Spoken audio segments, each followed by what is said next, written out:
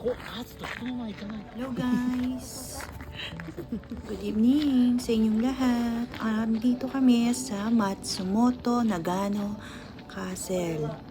Talagang napakalamig dito pero nag-enjoy kami na makita ang napakagandang event ng castle na to. Nakikita nyo yung iba't ibang kulay at talagang napakaganda ng illumination na to. Yan. Talagang hahanga ka sa lights niya. Napakaganda ng lights. And maraming tao dito kaya marami din nanonood. Kaya mag-i-enjoy ka. Hindi nakakapagod panoorin dahil talagang napakaganda. Ang galing ng gumawa ng illumination na to.